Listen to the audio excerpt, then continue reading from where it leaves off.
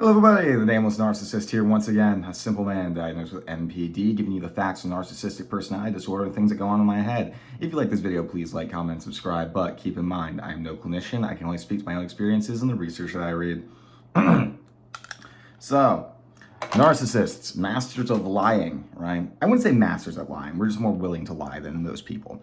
I think a lot of people conflate the ability to manipulate and the ability to lie with skill, when in actuality, it's just that most people take us at face value, right? You're assuming that I'm going into a conversation like with no ill intent or no selfish intent or just genuinely. So I just have a natural advantage over people when I don't. I don't think it takes much skill to lie. I think it's easy to lie. I think anybody can lie and nobody really struggles with it. The only people who struggle to lie to are people like me who suspect you're lying all the time. But so, and like this lying can take various forms. And one of the ways that I was kind of thinking about recently is when I make fake boundaries. And I'm not saying that like, I don't do this nowadays. Well, I'd be lying if I said I don't slip up and do it sometimes. But like, so I occasionally do it nowadays, but like, I try very hard not to. Is something like, I make fake boundaries. It's like, oh, well, this seems like an incompatibility between us, implying that, oh, maybe we should break up, right? When in actuality, I have no intention of breaking up. This is a subtle threat in order to make them change behavior. For example, this one's bad, but I'm going to buck up and face it. I was once in a relationship where I wasn't having I wasn't having as much sex in it as I wanted. And I basically was like, well, if your libido isn't that high, then like maybe we shouldn't see each other anymore. Which I think would have been a fair boundary to draw, but the intent behind it wasn't to establish like, hey, this is an incompatibility. It was, hey, put out more or I'm leaving. Which is, shitty. Or like once I had a partner once I like got broken up with, and I basically told this partner, like, well, I'm just not sure if we can be friends because, and I knew that they were just still in me and stuff like that. And I was like, well, I'm not sure if we can be friends because it just hurts me so bad when I see you. And now that was true, right? But the intent wasn't to communicate that. The intent was for me to the message behind that was, get back together with me or I won't be in your life anymore. And it didn't work, never does. But I mean, it does sometimes, but like not often. And I would do that a lot. And the thing is, I would never follow through with these subtle threats. I never really have. There's been like a handful of times I'd say I have, but like, it gets way more complicated than that because it's like, the only reason I would do it at that point is like my pride wouldn't let me back down. But usually what would happen is I would back down if somebody calls me out on it or somebody like takes me at face value. They're like, okay, well, that's a fair boundary, blah, blah, blah. And I'll be like, okay, but wait, maybe we can figure something out. And that's why you should always call out a narcissist bluff, because I feel like a lot of people get trapped in this mindset of, I need to figure out how to play the narcissist's game. I need to figure out how I can basically know what their intention is, and act accordingly, and then like beat them at it. Why? Because at the end of the day, if you treat narcissists like they're being honest, with situations like this especially, or like with a fake discard, then you have just completely disarmed them. Honesty is basically the thing that they, like, if you just like be respectful towards their boundaries, in quotes, and treat it honestly, then you just won. It's not your responsibility to go into these relationships being like, okay, well, what if he actually meant this? And then when you're looking for it, here's the thing. Want to know what makes me a great manipulator? Is that everybody always thinks I'm manipulating people because I'm a narcissist. And so they completely miss when I'm actually manipulating people. Because I'm not gonna lie, I'm not completely healed. I do occasionally manipulate still. And I try to catch myself, and I work very hard not to. But I have people in my life who they think everything I do is manipulation, and they just don't see since they aren't like wired like I am to actually know what the goal, like know how to see manipulation.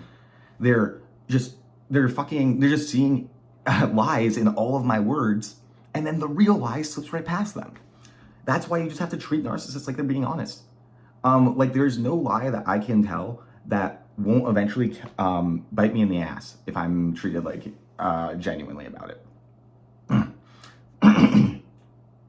And like, and it sounds like a terrible way to live when some people have described how like, oh yeah, like I'm constantly on the lookout for your like manipulation, like it's like a puzzle, blah blah blah. I'm like, wow, that sounds exhausting for you. It's not for me. You can't win a war of attrition with me when it comes to manipulation. Trust me.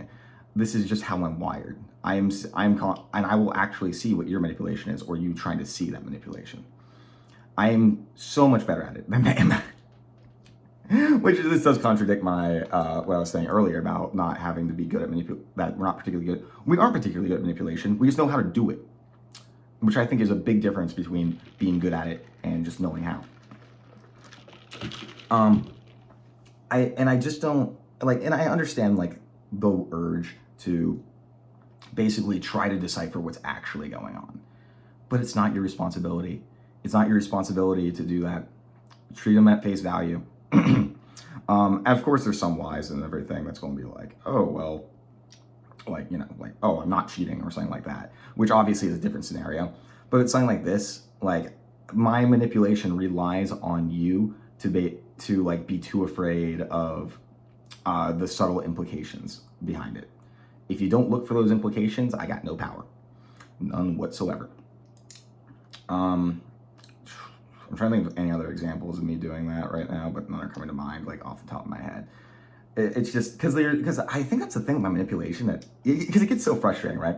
Because to me, when I say these kinds of things, I think the purpose is obvious, but like nobody really wants to say it out loud, and it kind of shocks me and then like it's funny because then it makes me angry that they haven't noticed. Like when I was talking about the fake discard, when I have an angry blowout at somebody, and I expect them to basically be like, no, don't go, like I did everything wrong, it's all my fault, please, blah, blah, I love you.